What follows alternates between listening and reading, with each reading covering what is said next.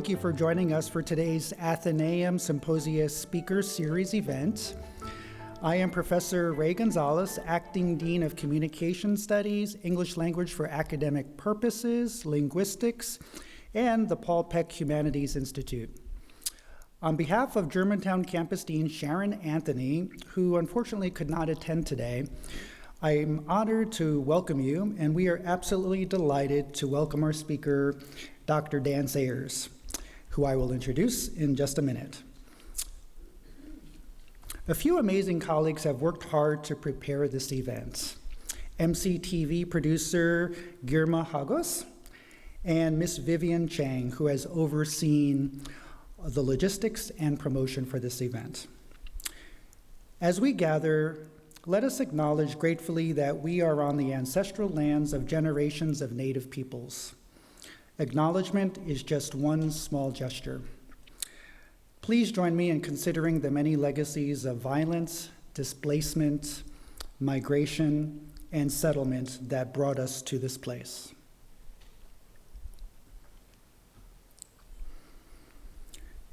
You can find out more about the Athenaeum Symposia Speaker Series and view recordings of our past speakers on the Athenaeum website.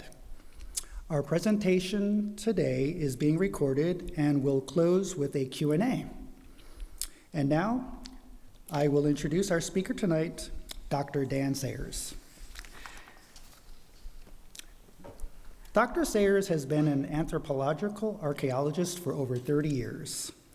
Through a political economic perspective, he has explored a wide range of historical topics and issues, including liberation communities, the Underground Railroad, homelessness and the home, animal emancipation, transient labor, and much, much more.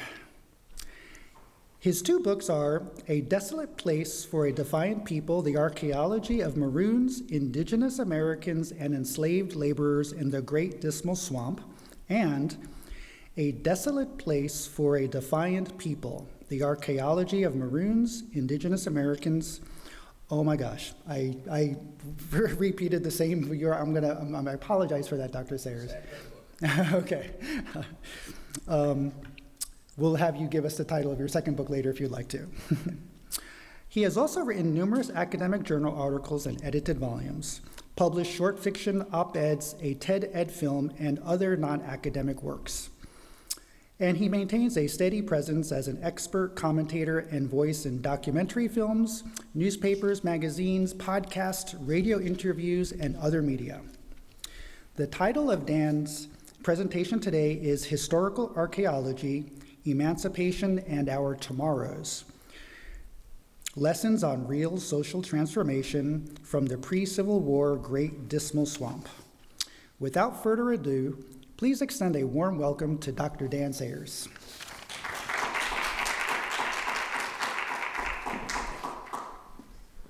All right, thank you all for coming. Do one of these.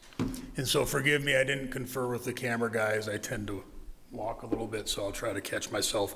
But in any case, so I was just hoping today we could talk a bit about some of the things that I've picked up and learned in my many years now of working in the Great Dismal Swamp and thinking about it and what it says to me and what I've tried to impart to others, and of course engage in a lot of different conversations and discussions about this social history. But as this slide shows, right, there are some bullet pointy takeaway kinds of ideas that I think kind of resonate probably for most people. On the one hand, it's a fairly long neglected and silenced history that we're about to investigate a bit here tonight. But it's a history that tells us a story of human dignity, strength on multiple levels. Lots of different facets and ways of self-determination, of tenacity and resolve among people who found themselves quite oppressed and their control over their lives in many ways usurped by others. And then, of course, fitting into a wider world of resistance to colonialism and enslavement. We also have a story and a history here of people and their impacts on the environment, and last but not least in the list here, right, some revolutionary social change. We're certainly going to see how that may play out here in a minute.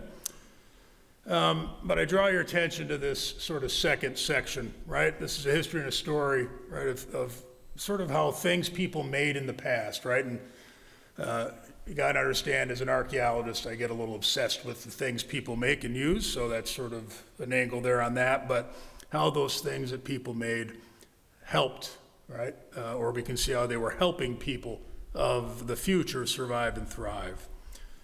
And I hope one of the sort of takeaways from this conversation, right, that we can think about is, why might something like archaeology, of all things, usually a subject matter of television and exciting, eye-catching sorts of things or great mysteries, right? But thinking of archaeology a bit more widely, and I'll explain a little bit of part of the field that I'm coming from. Why might archaeology matter? What can it do for us going forward into our collective future? So I usually, outside of my professional conferences, I'll take the time to just give you all a definition, at least one that I sort of espouse, of historical archaeology. Right, it's a study of buried artifacts, architecture, and landscapes from the past 450 years or so. And we do our archaeology, we perform our craft, right, with our anthropological perspectives and approaches. So that's why I'm housed in an anthropology department down the road at American U. It's why most archaeologists in the US and many other countries find themselves in anthropology departments more often than not. We also are going to be focusing a bit on specifically one of the projects I've done as a historical archaeologist, and I dubbed it the Great Dismal Swamp Landscape Study, getting near 25 years ago. But this is a project I started in 2001. We've explored the lives and the complex society of the Great Dismal Swamp, with a focus on the resistance communities and enslaved worker communities that formed and interacted in many ways in that pretty long era of 1607 to 1863. Okay, so again, depends on the situation I'm talking, but in a lot of cases, right, people may in the audience may not have ever been to the swamp or even heard of it for that matter. And so I like to include, I like to include just some images, just to give us a feel for it before we start getting into some of the details just elaborated or summarized above. Right, so just a series of photos here, and I'll just say that, you know, when I first started this project, like I said, in 2001, that was the year I got to William and Mary, and that's where I pursued my doctorate. And the Dismal Swamp project was, of course, the focus of my dissertation that wrapped that degree up. But in 2001, I got to William and Mary after having grown up in Michigan, and then spent quite a few years traveling around, not much east, mostly out west, into the south, in the central states there. And I got to William and Mary, and 9/11, right, happened within a week or two of me arriving to start classes. And, you know, it's down there in Williamsburg, and it's down there near Norfolk, or Norfolk, as we say down there, and really like sort of the hub of a lot of the military activity of the nation. And I want to say that the 2001, 2, and 3, and 4 years especially stick in my mind as very uncertain times for me and probably most of the folks I knew, mostly at school, but elsewhere as well as time went on after I got there. And I started my field work in the Dismal in 2003, and it's experiencing the Dismal, it's going out there that makes you kind of realize the name's a bit of a misnomer, all right? I got out there, and despite some of the early apprehensions, I never grew up in swamps and roaming them. I know some have, I did not. So swamping around was not exactly something I was particularly familiar with, so there's a bit of a daunting sort of feeling initially, but as I got used to it and acclimated to the swamp, it was one of the most calming places I could go in those troubling times. And you know, there's something about it. I hope a little bit of that's captured in these images, but, right, a lot of these are taken in the summer months, right? And you go into this dense foresty area with the standing water that's really, really dark, right? Lots of tannic acid. Underneath that water is a very thick bed of peat, right? That's very unique to the Dismal. It's called Dismal Swamp peat. There's no peat quite like it anywhere else in the world. Upwards of 25 feet thick in some spots of the swamp. But you're walking on the surface of it through this water, right? That can be ankle high, can be knee high, depending on when you go in and where you go in, okay? But you don't hear much sound out there that's coming from human-made things, an occasional airplane overhead, whatever it may be, but mostly you're hearing the swamp. And if you listen to it and you start to get a feel for it, like I and others who've gone out there with me, particularly historically minded as we are, right? You start to get a real sense of how a human history is possible here, despite what many may think is a pretty dismal place or whatever it may be that comes to mind. Okay, some of those ripples you see, as nice as they are for photos, they're just coming from people's feet normally as we're walking through. Normally it's quite placid water. Okay, in this case, it's students I was taking out there to do some archaeological work, but photos caught on the way. Okay, now in the middle of the Dismal, you can see it on a map if you look right now, all right, is Lake Drummond. It's one of 2 natural lakes in Virginia.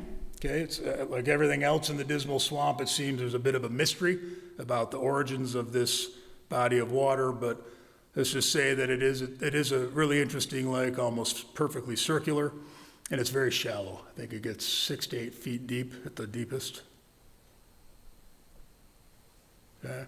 But it's not all, the landscape when you go into the swamp, it's not all entirely sort of natural feeling, right? There are a series of roads, mostly looking like this one, that kind of cut through the swamp here and there.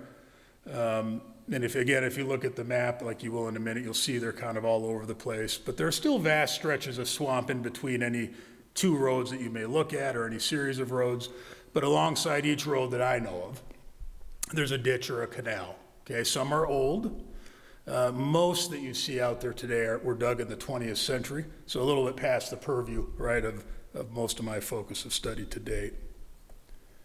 And in fact, here is a pre-Civil War canal, kind of a ruin at this point. Okay, I think this one the excavation was completed in the 18-teens, okay, in North Carolina. Okay, and outside of the woods and the water and the modern roads or old roads, whatever, or canals, right? Every once in a while out there, and I mean every once in a while, there's a little bit of dry ground, okay? And it's not even just necessarily just a little bit. Maybe on a map and with scale it looks small, but when you're out there, it kind of starts to feel like there's a heck of a lot of dry ground out there. And again, I'll point more of this out as we go. This is a crucial part of our history here. Right, but just to give you an image, right? So there's standing water, and then you can find yourself walking through 2 feet of water for 1,000, 10,000 feet, and suddenly you're walking on dry ground, and it feels like you're walking in the woods, right? Probably like your forest reserves surrounding campus. Okay, more views of those landforms, the dry ground. So hopefully that gives you just a quick feel. We don't have hours and hours to spend, but just to get us a little bit visually immersed anyway. As you can see here, right, we can see where we're sitting, right? The swamp's not too far away, at least from DC, I want to say by road, if the traffic's decent, you can get to the nearest part of the swamp in 3 or 4 hours, something like that. When I started, like I said, I was down there in Williamsburg at school, and that's still about a 40, 45-minute drive to the northern part of the swamp there. But the oval you see that's solid, that's the current Great Dismal Swamp National Wildlife Refuge, okay? And that's owned by the U.S. Fish and Wildlife Service. The dotted sort of odd-shaped outline there, right? That's the projected and most likely, anyway, original extent of the Great Dismal Swamp. And when I say original, I mean pre-Civil War. So kind of keep that in mind as we talk through this, right? That I'm looking at a small part, but in the overall math of it, the current refuge is about 10% of the original Dismal Swamp size, okay? At about 190 square miles, the refuge today, right? And the original swamp was closer to 2,000. Okay, so this is the current Fish and Wildlife Service property, right? The refuge itself.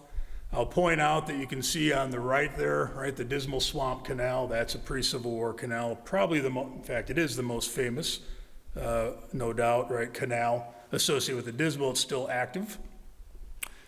Meanwhile, within the refuge itself, if you can read probably can. Washington Ditch, Jericho Ditch, feeder ditch there, coming in on the right side of the lake. Those are all pre-Civil War canals, and then there's a couple down in North Carolina that aren't named here. Okay.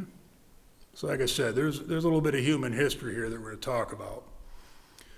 Okay, so we want to think of Virginia and North Carolina going all the way back to 1607. We got Jamestown settled by the colonials. We had a little bit of Spanish colonial curiosity in the region even before that. The early 1600s marks the time when indentured servants and servitude kind of helped define colonial labor systems. Indigenous Americans were brought into that work regime either as indentures or enslaved workers in this region of the Mid-Atlantic. Going into the 1600s, mid-1600s, going into 1670 and 80, right? After 1619 with the first enslaved Africans brought to Jamestown, right? We see the cementation, right, of race-based slavery in the region. And from then on, all the way up to the Civil War, that was a defining feature of Mid-Atlantic life for everyone involved.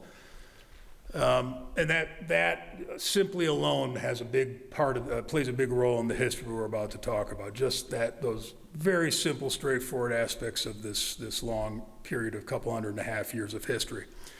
The Dismal Swamp is sitting there in the backyard of the colonial footprint, the big boom, right, that hit the region with Jamestown and expansion of that kind of colonial grip in the region. Dismal Swamp is right there. So it is a focus of attention for a lot of folks writing and thinking at the time, and certainly living there. What is it doing here? We're developing our land, we're turning it over into farmland, we're doing all the things that sort of the early people of the modern era do to their landscapes, right? They turn it into something they can use, they can probably make a little money out of one way or the other. Agriculture works, exploiting resources of various kinds works. And of course they got to have places to live, so towns get settled, like Jamestown and whatnot, Williamsburg, right, Norfolk. So, right, lots of different development going on, and it's kind of building up, and right there is this big 2,000 square mile swamp. What the heck? They can't do much about it. They try to go in, they try to drain it, they get these brainstorms about draining it and turning it over to the plow to grow this, that, and the other thing. Hemp was on their mind going into the 1700s. They just couldn't seem to subdue it, or even, and certainly couldn't develop the capital as time went on from investors and who not, right, to make the Dismal Swamp go away, okay? And so even by 1838, Francis or Fanny Kimball, right, is taking a little journey from the Georgia Islands all the way up to Philly and coming back to her plantation, and she goes by the Dismal Swamp, okay? And whatever happened there, it's not recorded, like how she got to know the swamp at all, what she experienced, but she knew enough to write this, right? I've taken out some of the words that are a little beside my point, right? But I'm giving you kind of the key words that reflect the attitude, right, that Fanny Kimball had, or even her perspective on the swamp after she left, right? It's a blasted region where nothing lived or moved. I've got this feeling of lonesome solitude, that sunbeams sicken and grow pale as they glided like ghosts. It's impossible that human industry or human wayfaring should ever penetrate it. No wholesome growth is found in its slimy depths. It's a wild jungle, rattling cover for venomous reptiles, black ponds. It's a place forbid, okay? So I don't bring this up because it's a rare view. This is a pretty common type of view you see in the published works of people of the time, mostly, in fact, almost entirely that I'm aware of, thinking of the 1800s and 1700s, right? Mostly elites, mostly. Okay, kind of having this attitude, right, that this place is horrible for a variety of reasons, and most importantly, maybe to the point, it's devoid of humans, okay? Most people had that view. Go back 100 years, you find it in William Byrd II's description of the swamp. Same idea is found throughout his descriptions, and a lot of folks in between that time and even after, okay? Well, it does turn out that they were fairly wrong, okay? Especially on that part about the human beings not really being able to survive out there or wayfare out there. That there's even really any reason for humans to be interested. All that seems to be a bit off, okay? So if we go back, this is just too many words, I know, but it's going to stand here for a minute, so hopefully you can check it out. Okay, we have a very long history of ancient indigenous people living around the swamp, living on the land that the swamp occupies. Okay, we don't know a lot about it in terms of, and mostly we rely on archaeology in this country, right, when we're talking about ancient indigenous, social scientific ancient indigenous knowledge about ancient indigenous people. Okay, but we don't know much about it because not much archaeology has been done out in the swamp. Okay. We get up to the settling of Jamestown there, and we see that indigenous people were forced off their traditional lands after that for the next several decades and beyond. Okay, but some among them we know went into the swamp, either permanently or for shorter but still fairly appreciable amounts of time, handful of years, whatnot. Okay, and indigenous groups, familiar names to historians and so on, right? Tuscarora, Chesapeake, even today's Nansemond and Meherrin tribes, all have connections, historical or tribal history-wise, to the swamp. And of course, we don't want to forget that indentured and criminalized Europeans found their way to the swamp and its margins and even its interior, no doubt. Okay, so we have to start to kind of get the history of this swamp, thinking of it as a landscape, and particularly the way humans kind of define it or use it, even in the past. You have a swamp edge. Okay, think of the edge as kind of a half mile or less. Here's your plowed field, here's the swamp trees, half mile into it and less, right, would be the swamp perimeter. Anything deeper, more or less, is going to be what I'm thinking of as swamp interior. Okay, again, 2,000 square miles, so most of that swamp is interior by that view. Okay, but by 1660, like I said earlier or so, right, with that cementation of the race-based slavery system, we know that thousands, we know, being me in particular, we know that thousands of African and African American Maroons permanently removed themselves from the outside world, right, and from the brutalities of that slavery regime and system, and they went into that swamp. Okay, now if Maroons Maroons are not a familiar people to you, there's a lot to be said, but I'll make it short. Maroons were basically communities and groups of people that occurred or emerged, I should say, anywhere race-based slavery existed in the hemisphere. Okay, we know about them in South America, in the Caribbean, in Central America, okay, wherever. It's sort of part of the history of race-based slavery that there was marooning, and marooning meant people leaving that system as permanently as they could, under whatever circumstances they found, and finding a way to create new communities for themselves away from, right, the colonials and enslavers, okay? So that's a part of now U.S. history as well. Historians didn't recognize it until more recent years as much as we may have hoped, but it is, okay? And the Dismal Swamp is certainly exemplary in that history, right, of marooning in the U.S. Okay, so we do know that Maroons lived along the swamp edges and they lived in the swamp interior. But then a little bit later, as you see in section 4 there, we have the rise of a canal and lumber era, right? So 1763 to 1863. Canals, like you saw a photo of there, are excavated by enslaved workers, and then they're used as a transportation system to lumber in the swamp, bring the lumber through to the markets of Norfolk and wherever else. It goes global, okay? So, but nonetheless, right, so Maroons also found a way, once they got in the swamp, to actually live near the canals and work sort of surreptitiously, right, for enslaved company workers as they helped the laborers of the companies produce the wood they needed to make each day. Okay, but those company workers lived in settlements along the canals. They were very close to the canals, right? Pretty much connected to them. Okay, so a lot of our documentation of Maroons comes from, skews, if I may, to the late 1700s into the 1800s. Okay, so newspapers start to report on runaways, so-called, in the region, and they were talking about them being near Dismal and so on. We have a lot of different travelogue, like Fancy Kimball, as well as a few others, travelogue type writings that give us a glimpse into the swamp. Osman here in the upper left comes from a very late 1856 publication that appeared in Harper's. Okay, but written by Samuel Strother, who took a trip into the swamp along Jericho Ditch, which I showed you on the map. Went down to the lake and came back up to Suffolk, and on the way back, he ended up spotting this maroon he was told was named Osman. In any case, the glimpses we have, and I don't have all the time I need to really give you a good summary of the historical documentation. I'll show you a couple good sources toward the end. But in any case, thankfully, Strother was a renowned artist, so he was able to give us a good detailed image of the person he sort of saw from a distance here in Osman. Okay. Now, this right here is a really great example of how thin the documents are on Maroons. Okay, because what I can tell you here, and I've given you my best sort of translation of the written word that's in the photo there, this is precious.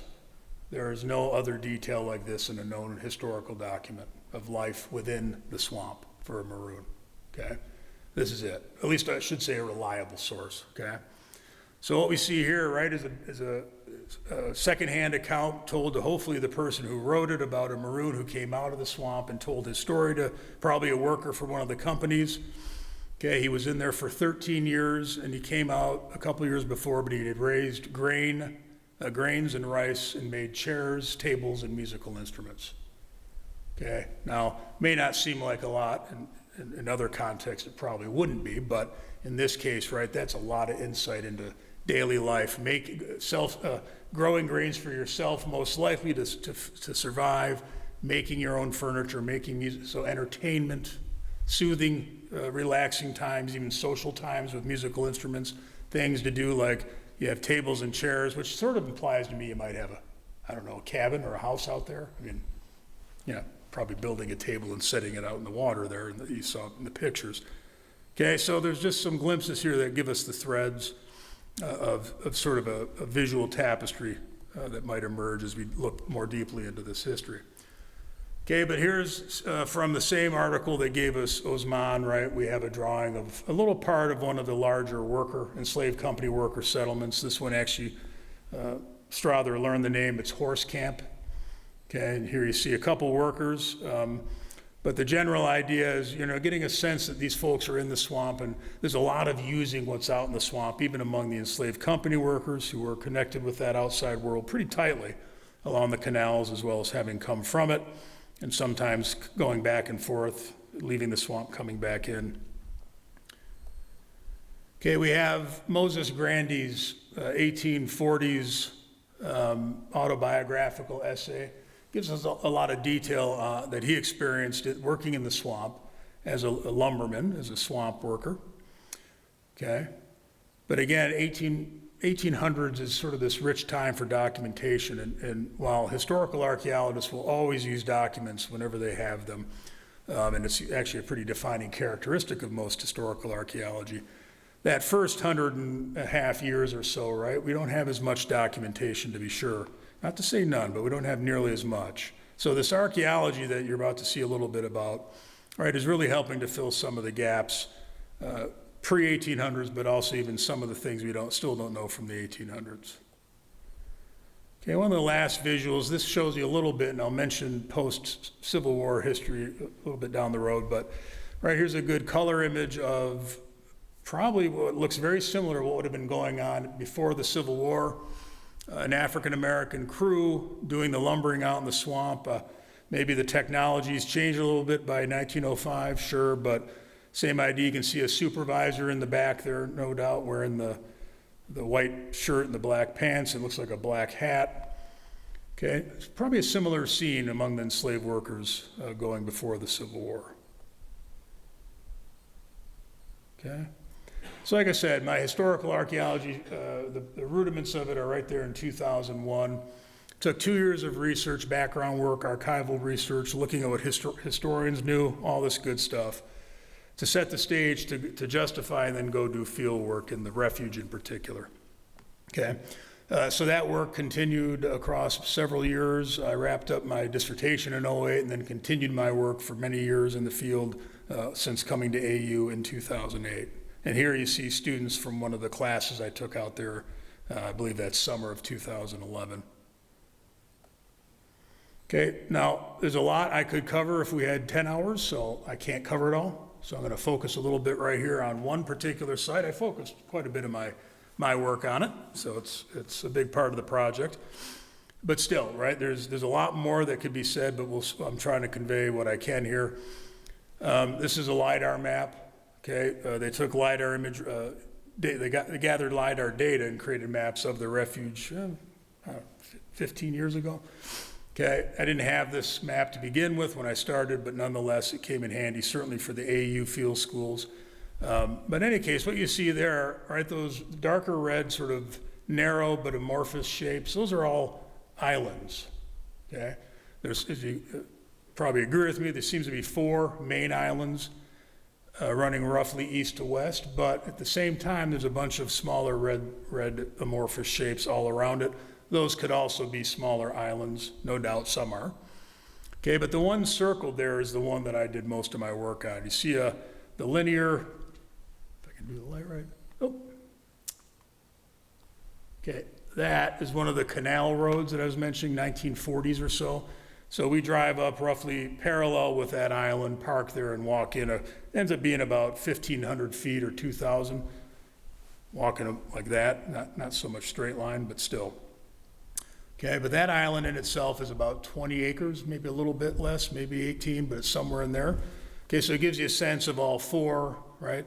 That's coming close to probably 70 to 80 acres of island, dry ground, probably more if some of those smaller shapes are islands as well. All kind of packed right there, right? It's a couple square miles at most. Okay, and this is again, kind of what they look like when you're there, okay? There's a lot of space here that's dry ground. This is that same island, okay, and this is just archaeologists doing their thing, excavating and so on. Okay, but why we're there is because we got to that island in the early part of 2000, when I got there in the early part of 2004. It didn't take long after doing some preliminary excavation work to come to realize that there was definitely something of interest here. When I say interest, certainly of my interest, right, dating to the historical period. So my work expanded from those sort of reconnaissance level type excavations, very small units or holes, into these larger areas or excavation blocks, okay? Same excavation. This is, the next photo is in that back part. Okay, and I've inserted the dashed lines for you, but what this ends up being, right, this is a post and ground cabin footprint. Okay, and where the lines are intersecting, quite often there's a post, right? About the size of your typical dinner plate, okay? And, right, I think these cabins were raised off the ground by a foot or two. It's a very common architectural form in the region. Even today you see that. Okay, but they were raised off the ground a couple feet, a floor put down, some walls put up, and then a thatched type roof, actually wattle and daub roof put over. Okay, and in the soils around these, this cabin and then others that you'll see a few photos of, right? We found, like you would with any other living site, right? Some interesting material culture and artifacts. So just to give you a sense of the process briefly, right? So this is the archaeological work, same area. After taking that last photo you saw, now we're looking into it a bit more, and those post holes still seem to go deep, as you'd expect, right? They're digging holes and putting posts in. But they're laying between the posts that could do this in the sandy soil, they're laying planks, no doubt. Okay, and that's that dark linear staining between each of those intersections you saw. Okay, but right across, maybe 20 feet away from that, 15 feet is another little, this is a smaller excavation area, but another cabin, little part of a cabin. Right here is probably the entrance to the cabin. That'd be one wall. It's coming like this. Okay, right there is a little bit's excavated. It's very hardened, they heated, intentionally heated the ground there. It's like cement almost, okay? Where the CA is there, and then that dark stuff up there is unexcavated yet. But down where CA is where I pulled all that dark soil off, and you hit this very hard preparation level. And they probably put the posts in that trench, right? And then raised their structure there. But it's definitely, all these cabins are kind of what we call rectilinear, but just think rectangular, right? Kind of set up in that geometric way. Okay, as you might expect, fire pits, right? I expected to find tons of them. Well, I didn't find tons of them yet, but we did find one. And this one, we got a secure lab date of 1630 after we took some of it out. But I again dash in for you to give you a sense of it. Okay, this was found by geophysics, and fire pits give off a very unique signature to these high-tech gizmos. And so my specialist, when he saw the signature on his little map, he said, that's a fire pit, guarantee it. And we excavated, and sure enough, right, it had the right shape and everything once we got into it. Okay, here's another cabin. Again, none of them are fully exposed. You do that for other reasons. My questions were not about just coming up with necessarily a full cabin, rather more about, right, finding out if people lived across this island. So this to me was demonstrative proof. Okay, but as you, over here, okay, I want you to notice that, how you got basically tan sand here. You start seeing it's darker here, and then you get in here, it's particularly dark, right? And then you got tan popping up. Okay, it's a very similar, we're a little bit shallower than we were in that first one I showed you. If we excavated more, we'd see more of those plate-sized posts, right? Every 2 or 3 feet, like we did in the last one, no doubt. But still kind of disturbed soil there at the top, so it looks a little more blurry, but still, it's there. But on that right side, right, was the edge of the cabin, okay? And so it's going off into that more undisturbed soil to the right. Now in the middle there, you see it's excavated a little bit deeper. Okay, now it was interesting that we excavated deeper, we found what appeared to be half of a post hole, right, where the post went in. And Lance Green, who's on the right there, excavated, and it turned out that when they excavated the hole to put the post in, they lined the hole with busted up ceramic, hand-thrown ceramic, okay? So what you see there are pieces of ceramic, right, that they wedged in. Okay, and when we got them back to the lab, cleaned them up, all that good stuff, right, we were able to actually reconnect them a bit like this. Okay, these are some of the largest, we call them sherds, but largest sherds of ceramic we found in the swamp. Okay, and the sherds themselves are thousands of years old. It's the oldest type of ceramic, right, in the mid-Atlantic called Croker Landing. Okay, but yet it was found in a rectangular-shaped architectural feature that in the soils around it, we found stone flakes, but we also found clear glass, little pieces of that, white clay tobacco pipe fragments that we could date to 1680 to 1720, iron fragments and lead shots, right? This is all more historical, not ancient like the Croker Landing ceramic. Okay, now a different part of the island, this is not a cabin. Actually, it's a unique architectural signature that we found on the island. Okay, and based on a bunch of different evidence coming from the excavations in that area, and the fact that it's a very different architectural sort of shape, okay, we decided ultimately that the best explanation for it, because it was on the highest elevation point of the island, is that it's a community defense structure, which was very common with Maroon settlements in the Americas, and including the US. Okay, but we found gun flints, lead shots, and a light scatter of nails, okay? Now you may say, well, that points to architecture, and yeah, it usually does. But when nails fall in with a rotten structure that used a lot of nails, which most do if they're gonna use nails, you find hundreds, if not thousands of nails. We find a couple. Okay, and it turns out some of those documents of the 1800s tell us that one of the weapons that Maroons made for self-defense were clubs. Right? Clubs made out of wood, but they put nails through them to give them a little sharp point. Okay, so when you find gun flints, lead shot, and a weird meaning unique, architectural signature on the highest defensible point of an island, you find a light scatter of nails, starts to read a little bit more like maybe these were stored and stockpiled, right, as part of, right, their weaponry. Okay, now geophysics was used, as I mentioned. And this is in that same area on the highest elevation of the island. Okay, each of those grid squares there is 20 meters. Okay, so about 60 foot by 60 foot, give or take. Okay, and I've given you the line there, the sort of V-shaped line. I put that on there, but That's right where the community defense structure is, as well as a few other features that we found, architectural features in that area. Okay, so it's in red means hot activity. Okay, lots of human disturbance there. Green and light blue, some disturbance, and as you start drifting into purple, like you see in some of the edges, that's either no human activity that disturbed the soil or very little. Okay, so there's a lot of things going on, so to speak, on that high elevation point of the island. And our archaeology certainly helped verify that. Okay, so like we saw, the ceramics are found in the post. Okay, but we also found scattered, that's not even the right word, intentionally placed, I think, in the footprints of several cabins, okay? We found these partially modified spear points or arrowheads. Okay, and I give you a good example on the upper left there. Very old projectile point type. We know that from the left side of this artifact. It's a very classic shape of the Morrow Mountain II stemmed type projectile point. That right side that looks like more of an arc, though, is certainly not following the Morrow Mountain shape. So what ended up being the case is, right, this was reworked, okay, sometime much later. Probably certainly in the 17th or 18th century.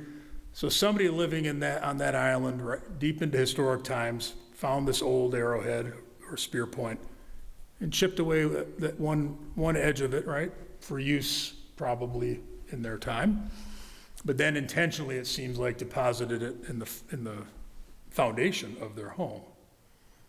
Okay, but on the right, you see a probable arrow shaft smoothing stone. Down the bottom, right, even something like glass. We've seen this across many different sites in the U.S. and beyond.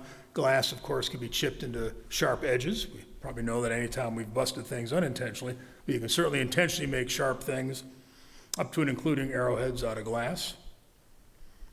But this is a piece of glass that chipped off when they were making something, which we did not find. Okay, but we also found some, especially in the 19th century, we're seeing an uptick in outside world material, things that came from beyond the swamp and found their way to that 20-acre island. Okay, stuff like this iron and copper biconal bead. The arm on it, this on the left is the artifact that we found out in the swamp, right, is probably at the bottom half of a nail that's been encrusted to it.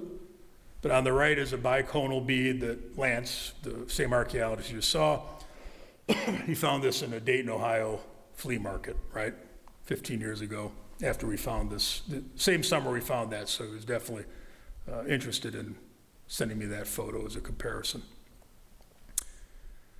Okay, but most of what we found in the deep interior island site that we've been talking about, right, most of the material culture we found, okay, are really tiny, super small, and most of it is swamp available. And when I say that, I mean it's sand, clay, things made out of sand and clay, or ancient stone tools, okay? Right there, found right there in those islands, okay? But it's also, like I said, really, most of it's really tiny. And if you think of that arrowhead that I mentioned, and you're just chipping away a little edge of something, right? It's not leading to big flakes of stone flying off, because most of that's already been taken away when they made the original one. Chipping off these little pieces, okay? So scattered all along those cabin footprints and beyond them, most of what we're finding is super tiny, okay? And then occasionally, and I took photos biasing toward the larger in the outside world here, but nonetheless, right? Even a lot of the outside world material is pretty tiny, but, okay? On the lower left there is a piece of wine bottle glass. I'll have an example of it in a minute for you. But down there in the lower center are some pieces of white clay tobacco pipe. Okay, and then lead shots, and up in the upper left is lead shots plus some gunflint chips, and then some ceramic on the right. Okay, so like I said, so that green fragment of glass, lower left, is coming from a bottle that looks just about like that originally, okay? Push-up bottom, and in fact, that piece we found is from the bottom, okay? And the little flints of gun flints, or chips of gun flints, are coming from originals that are about like that. That's English gun flint. French is tan, English is darker, like that. And then lower left are the white clay tobacco pipes, in case someone hasn't seen those. If you need an image to, again, kind of imagine, right, what the buildings and such look like, it's in the spirit of these, pulled from the net. Okay, the cabins, as you see, raised off the ground. They probably had structures, I would think, right, that weren't necessarily house structures, but storage areas with a roof over them. Simple affair made of swamp-available stuff, it would have been. Interiors of cabins probably looked a bit like you saw on the right there, or see on the right. Same idea here. It's just, this would have been the feel, right? And across a 20-acre island, I couldn't tell you exactly how many cabins you could pack on a 20-acre island at any time, but it'd be quite a few, okay? And in our excavations on this 20-acre island, I think I have an actual assessed quantity of excavation we did. I don't remember offhand, it was math, I'm not good at that. Let's just say something like less than 0.000075%, right, is what we've excavated on that island. Of 20 acres, right, we did maybe 250 or 300 square meters of excavation. Okay, and in that small little area, that little glimpse, we found at least 11 different cabin structures, all dating to early 1600s or all the way up to about 1850. And then the community defense structure, plus a few other things, okay? So over time, the number of cabins on just one island were probably quite a few, and points to a lot of things, which I'll mention in a minute. So wrapping that up, that was one example from the swamp interior. In archaeology, we take hundreds and thousands even of photographs. I have tons of them. I chose perhaps exemplary ones in many ways, but we have quite a bit of information on most of what I've said, plus some. But they represent some of these deep, that island, right, was a place where some of these deep interior resistance communities that would have included Maroons, would have included Indigenous people across multiple generations continuously from probably before 1607, but certainly from 1607 after all the way up to the Civil War. So in my book, on the swamp, I end up making that case in several pages, right? So I can't make it here, but right, that we have evidence to support the idea that this wasn't 2 or 3 people coming out in 1610 and then no one's out there until 1640 and then they leave and then someone comes in 17. It's continuous, and there's a lot of people on that island. Okay, but beyond the swamp interior, I just wanted to give like I said, a few words here. Enslaved company worker communities, we worked at the sites, we being me as well as some of the doctoral students I worked with. We worked at several sites associated with enslaved company workers. The material culture we found at those sites was remarkably different than we found in the interior sites. The company worker sites looked much more like you expect to see at most historic sites. Lots of ceramic, lots of clothing, buttons and buckles for the shoes and whatever. Lots of white clay tobacco pipes, lots of munition stuff like gun flints and bullets and whatnot, right? All sorts of typical historical archaeology material found at the enslaved company worker settlements. Okay, the canal and lumber companies themselves are, of course, quite interesting. Very early corporations. George Washington and one of his nephews or brothers or something John was associated with one of the first sort of prototypic corporation that came together to tap into the resources of the swamp. And they are responsible, right, ultimately for the enslaving of these people as well as seeing them work in the swamp year after year. Now you'll hear stuff as you look online, or maybe you already have, the Underground Railroad is a very common conversation point throughout the country. And it certainly is a common point for a lot of people with the Dismal Swamp. And so on top of Maroons, or in addition to Maroons, Indigenous people, enslaved company workers, indentured servants early on, we also have to think of this very mobile population, especially after 1830 or 40, right, using the canals and the swamp itself to get through a big chunk of the mid-Atlantic there, to get on boats and such in Norfolk to head north, as was recorded in several instances. Okay, then finally the post-emancipation swamp. Lots of folks over the years, right, when they talk to me, they're very curious about what happened after, right? So all these folks are out there, okay, then this Emancipation Proclamation happens, Civil War ends, what happens? Well, right, short answer is we don't necessarily know, okay? But what we can piece together is there's probably a slow exodus. Maybe it didn't happen the minute the proclamation was announced or the minute the Civil War ended, but they're within a half generation's time or so, probably a slow exodus of people as the grapevine let everyone know what happened in the world beyond. And then as you go into the late 19th, into the early 20th century, lumbering still continued and more of the swamp was drained, okay? And that helps lead throughout the mid-20th century, right, to effectively the U.S. Fish and Wildlife Service acquiring in the early 1970s, right, the refuge that we see today. So, some thoughts on that social world. So what can we say? So archaeologists don't usually like to stop at photographing, finding artifacts, recording things and whatever, right? We're an anthropology department, we're also interested in history. So we usually like to see what we can say from the information we find.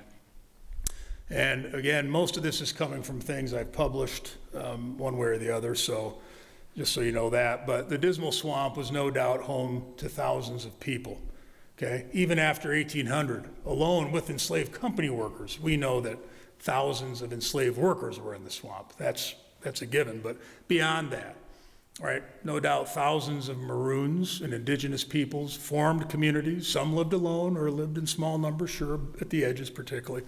But deep in that swamp, we know thousands of people lived over time.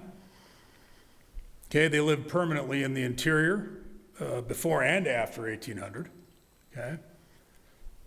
At least with archaeology, I can say at least two different kinds of communities emerged, right? Those interior resistance communities, and we knew enslaved company workers were there. I didn't have to necessarily prove it, but we didn't know much about where they were located, and certainly about their day-to-day lives, at least not as much as we tend to like to know, right? So the archaeology helped sort of bolster what we did know, fairly well-documented era of the swamp, but we certainly know more and some interesting things about their lives in those lumber camps. Okay, like I said, they use remarkably different material culture, and there's not a heck of a lot of overlap, just a little bit, right? We see some white clay tobacco pipes in the interior as well as some nails. But even the bead, I didn't find any beads, right, at the enslaved company worker settlement. Okay, so, but we do know also that trade systems thrived, right?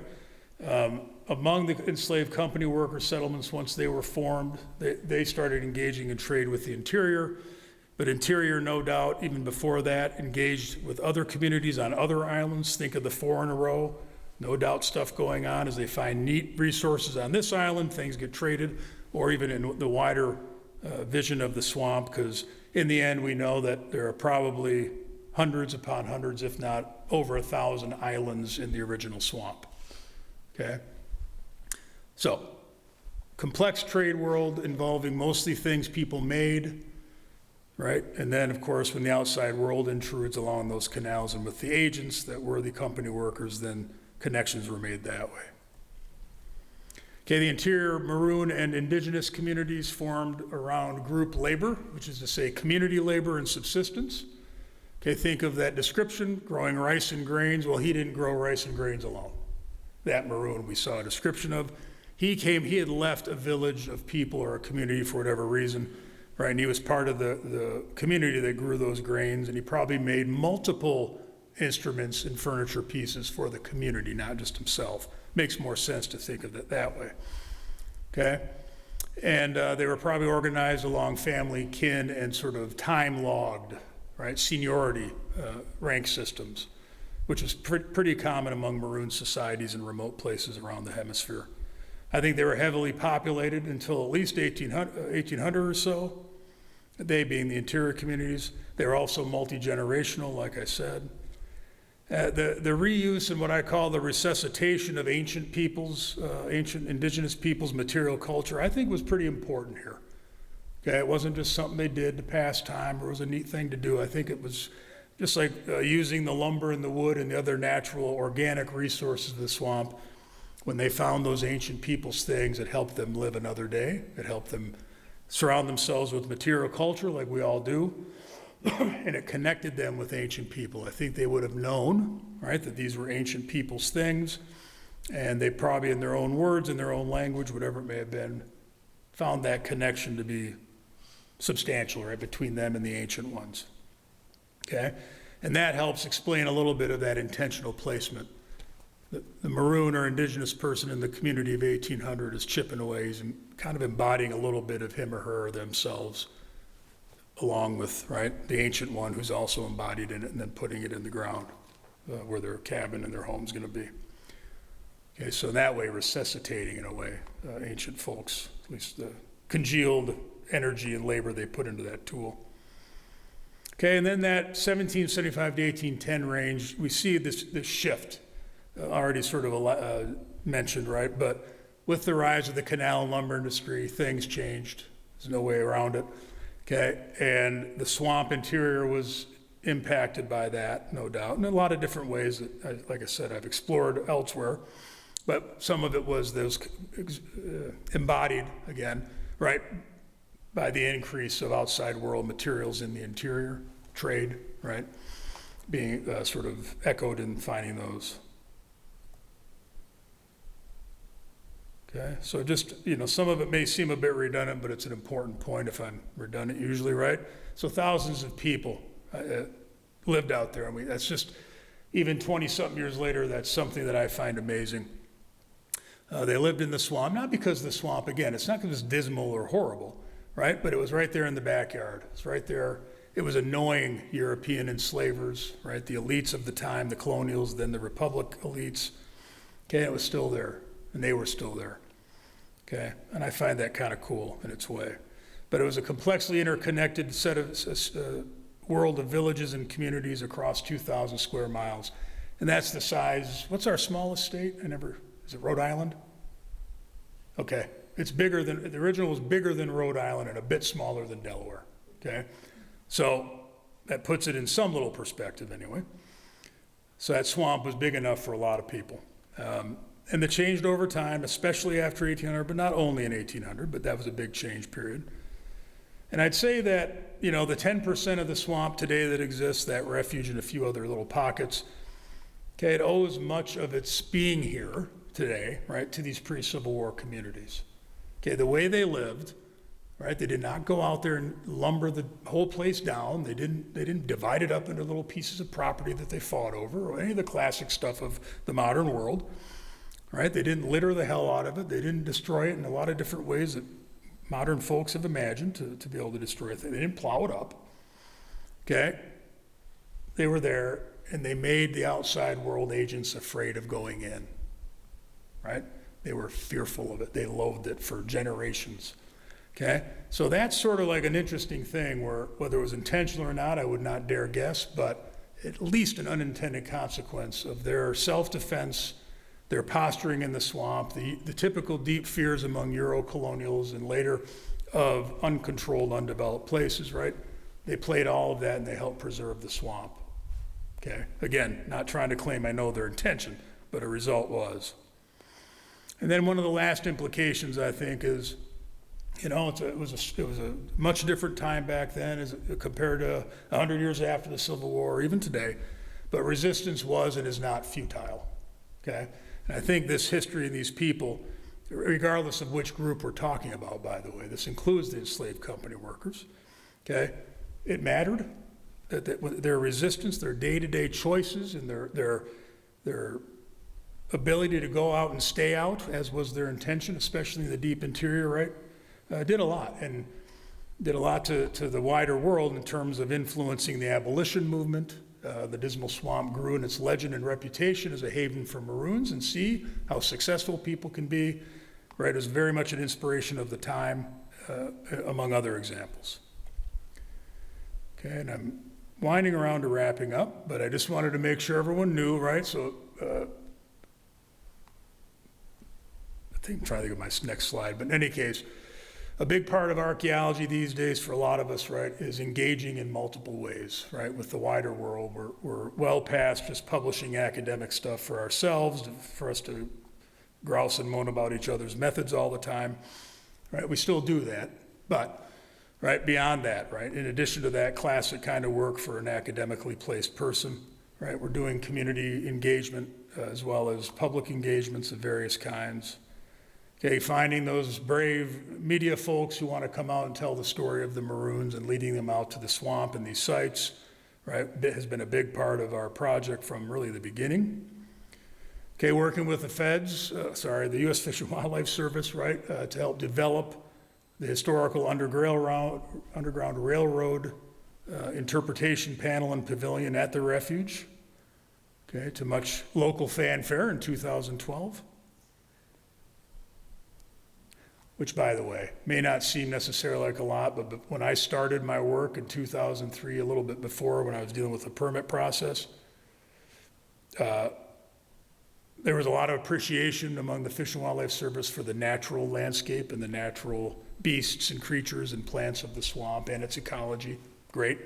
But they were quite surprised to hear about the social and cultural history, right, that we were talking about on my project. And then when they started hearing me finding human artifacts and stuff out there, right, it really opened their many eyes in that place, right, about the cultural and social history in the refuge that they were stewarding.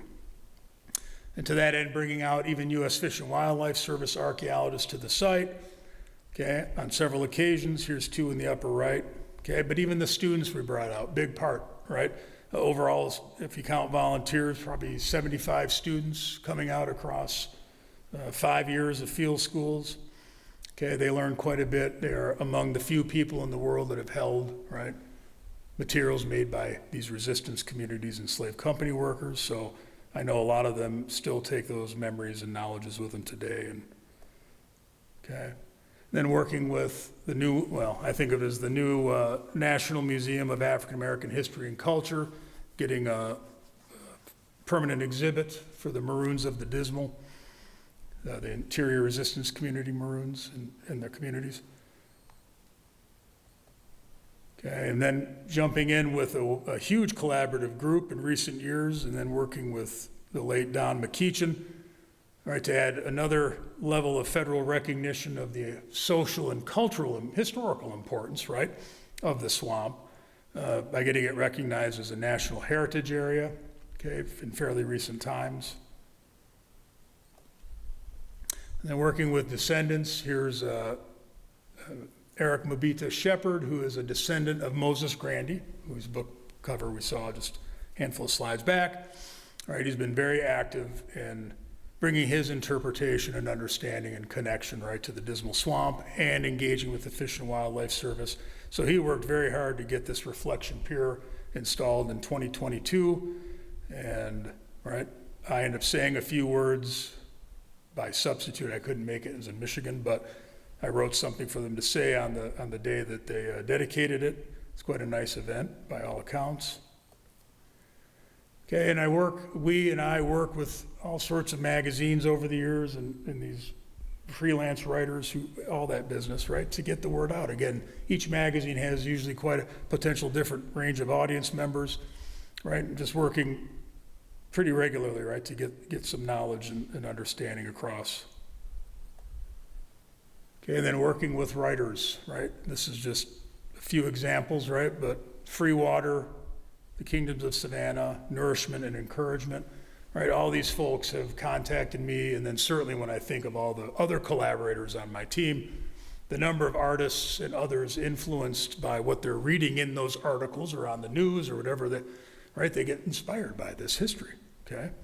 And it influences what they want to think about and how they want to creatively approach their craft.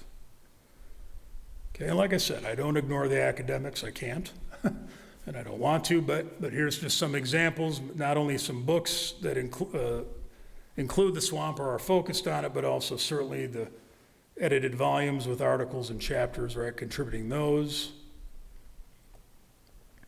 Okay, getting grant support, and then bringing together a collaborative team of researchers, the anthropologists, yes, but cultural geography, African diaspora studies, history, Brent Morris on the right, Marcus Nevius on the left. Okay, and I bring those two up in particular because I was going to alert you to their books here in a second. Okay, that if you're interested in the history particularly, right, these two gentlemen have written really, really interesting books and very informative in the last handful of years. Okay? And really kind of wrapping it up. So historical, I started with, I think even in the description, right, emancipation somehow thrown around with archaeology. And, you know, I've seen some skepticism over the years when those two words are combined, and that's cool. But I can say this, that in the profession, it's not the whole profession, but there is a numerical minority of us, growing though, that see that what we can do with our craft of archaeology, right, can help wider conversations, if not lead them or steer them, but certainly assist or help wider conversations about emancipation tomorrow, whatever way it's understood for our tomorrows, right?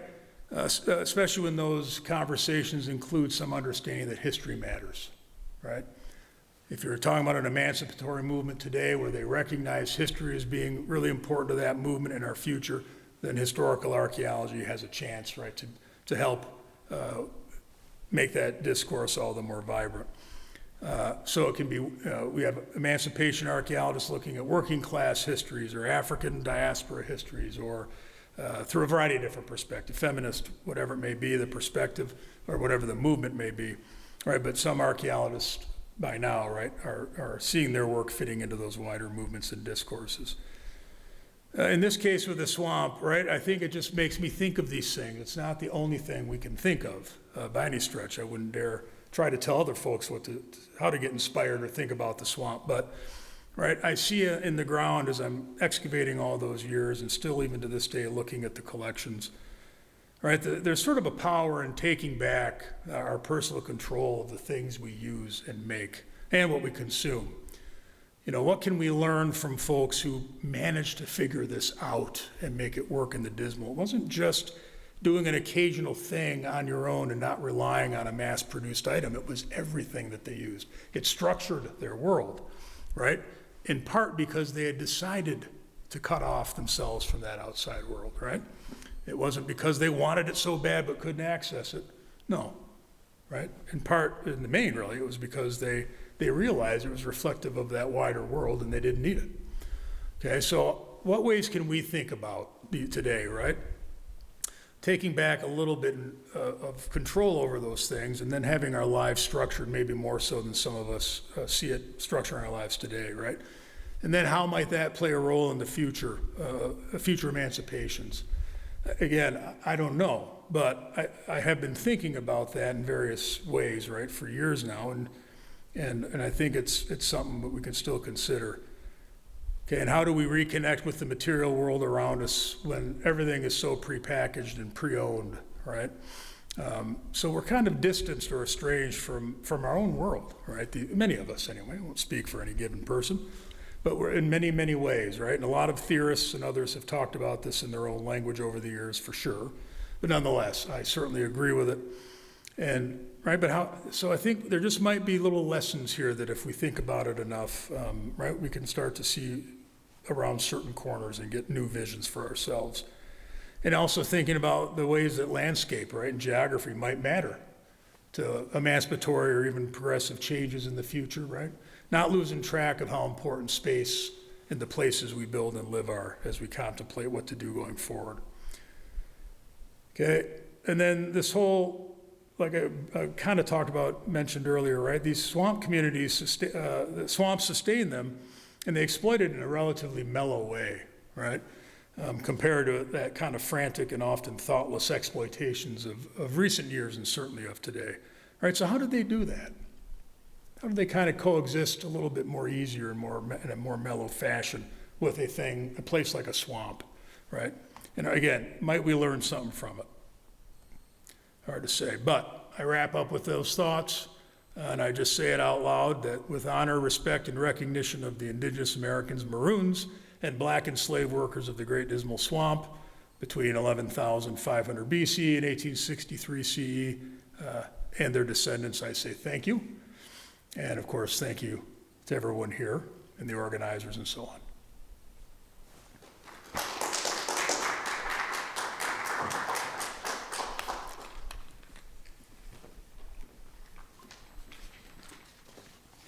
Well, thank you very much, Dan. That was a real educational treat for me because I can say with great confidence that in my education in middle school and high school, I had never been exposed to the Great Dismal Swamp. I don't know about you in the audience, but this was just a fantastic presentation and extremely informative. And thank you for making those connections as well to the present and future. That was fantastic. And I'd like to say that we do have a period now for question and answer, if you'd like to. We do have some microphones in the aisles, and for the purpose of the recording, if you could ask your question at the microphones, that would be wonderful. I was wondering, the black enslaved workers, wouldn't they perceive the interior as a potential place that they could escape to, given that the people in the interior were also essentially escapees? And did that happen? And did the companies that enslaved them come after them? It seems like that would be something that would occur quite frequently. Right. No, awesome question. And so it turns out, right, that when we go to 1763, go back as far as that, the first canal workers, enslaved company workers that dug what's now known as Washington Ditch, George, like I mentioned, was involved. There is reports in the company records of a couple, like a handful, 2 or 3 or 4 that are named, enslaved workers running away into the swamp. No one knows where, but they ran away in one case, it seems like for years. So very well might have been in the interior, may well have been, who knows. But after that, what ended up happening was that prototypic corporation had a certain model or approach to enslaving folks, but also the work in the swamp. And by around 1800, give or take, right, they'd kind of gotten more systematic in their way, these companies, right? And so what they ended up doing was, it ends up being a really interesting part of the whole swamp's history. They ended up, long story short though, it always has to be short compared to what we could say about it, I guess, but those companies, they rented the enslaved people for the most part, okay? Especially once the canal was excavated. Then the ones that were lumbering, which was a more annual thing, year to year, year after year, they ended up renting enslaved people from their enslavers beyond the swamp for X amount. And then those enslaved workers would go work for the companies, and then they were responsible for the big product out of the swamp was shingles. Okay, so Dismal Swamp cedar shingles for house roofs went around the globe for decades. And so these workers are out there kind of making the rough forms of these shingles and a few other commodities, right? And then they're shipped on these boats go along the canals. Now I bring all that up to tell you that one of the things, I'm not saying some genius put this together, an evil genius, but one of the things that happened was that in order for this all to work, they had to basically set up a quota system. So a given worker had to meet a certain quota of shingles in a certain amount of time, like 3 months. Okay, if the contract was a year, by 3 months or 4 months' time, they had to produce 200,000 shingles, whatever the number. And it was intentionally set super high, okay?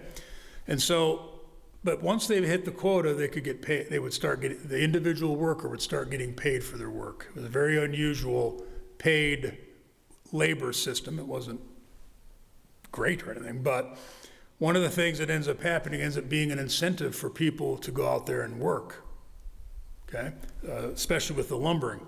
Now, the canal digging was far more harsh and brutal in some ways, by all accounts. I don't pretend to know it from experience or anything like that, but by all accounts, it was when you're digging the canals, people were not doing well. But once they're out roaming the swamp, lumbering and making things got a little bit better in terms of life expectancy and all that. So in any case, it seems that for much of the 19th century before the Civil War, Emancipation Proclamation, that while there no doubt were some that ran off into the swamp once they got out there and worked with companies, the incentives were there. There was a certain amount of freedom compared to outside world that they found in the canal settlement communities, canal settlements and the communities. Supervision was minimal, and oftentimes it was an enslaved African American who was the supervisor. And so it was sort of like, well, I can go out in the swamp and do this kind of work, and gosh, if I do enough, I can make a few bucks, right? But it's a very different work regime than out on the cotton plantation or cotton farm, right, that they're coming from. So there's kind of this, anyway, again, it wouldn't be universally effective, but for a lot of enslaved workers, it seemed to, it actually motivated them to go in to work for these kinds of, given what their options were, stay on the plantation or farm, or go out and to learn some skills with lumbering and so on, and then, it was grapevine. So they start hearing about the benefits of some kind or another. Plus, they might be getting paid. But one last thing, again, part of this complex world was, I mentioned at the outset that Maroons, after the canals came in, they might live alongside, or a little bit distant from the canals. And they did.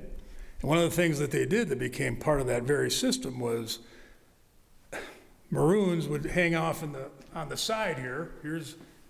They're coming from the canal to go work and lumber and all that, and they're living somewhere over here. They join with the company workers proper to help make them their shingles. So there's documented like accounts of these workers coming back and no one thought they'd ever make this number of shingles, but they did. And they get to that quota like in 2 months. Now they're making money hand over fist, right? Because these people are apparently sticking to their word. Well, it turned out that these Maroons were getting something. It's a little murky what they were getting in reciprocal return, but they were helping them meet their quotas by working in the deeper, not too deep in the swamp, but a little bit away from the canals. And then these company worker propers would bring the shingles back to the settlements daily or weekly, whatever it was. So anyway, there's sort of that scene helps a little bit. It doesn't, like I said, explain like an absence of marooning, because I don't know we can claim there was one. But there's a lot less marooning that is recorded from canal company settlements and workforces than you might expect. So if you see something like that, you're like, well, how do we explain it? And this might be one part of how you can explain that. Make sense? I always fear when I get to rambling on that I'm starting to make less sense than I used to. But that helped, I hope. Yeah. Thank you. That was really, really interesting. And next time I'm driving south, I'll look to my right and say, wow, I know a lot more about this place. So I just have a kind of general, simple question. I was thinking about doing archaeology there, and I'm just wondering what some of the challenges were in doing archaeology in a place like that. Yeah. I think I'm thinking through the many I could answer as the primary one. I'd say the primary one, looking back on it, especially the dissertation years, was getting anyone to help me. I got a few people to help me, but not as many as I'd hoped. And given 20-acre islands, and actually there's one that's twice as big as that we worked at, 40 acres, it would have been nice, right, to be able to get more folks out there. But beyond that, just, the sites themselves were really quite amazing to work at, not really challenging. But I guess the surveying, that first fall of 2003, when I started, some may remember, 2003 was the summer Hurricane Isabel came through.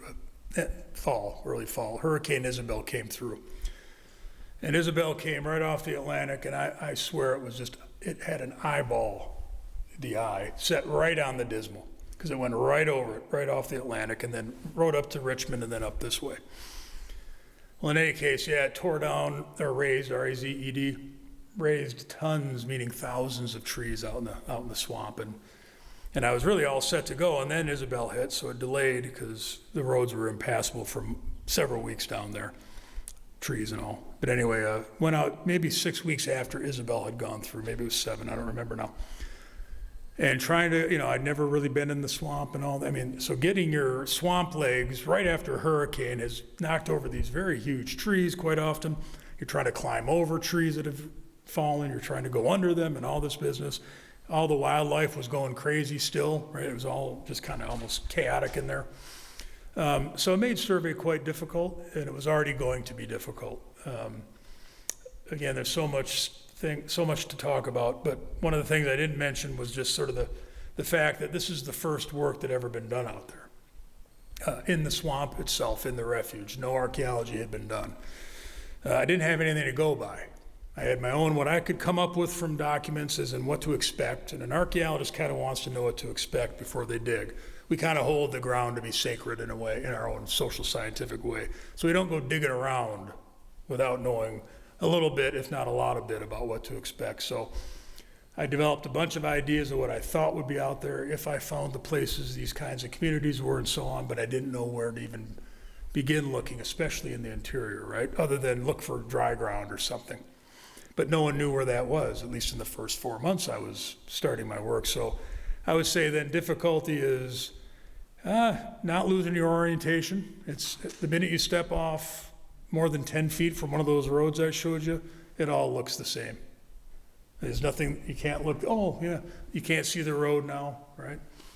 So it's pretty easy to get lost out there apparently. Luckily I never really did, but you had to keep your senses and all that good stuff, and kind of also keep an eye out for the snakes and the moccasins and whatever else wanted to play around with you. So, so anyway, just particularly that first 4 months seemed like it was a wonderful learning experience, and like I said earlier, in a way, developing my feel for the swamp. But yeah, I wouldn't go out there by myself in new territory. Just safety-wise, it didn't make sense to. So that's volunteers. It was always nice when someone would.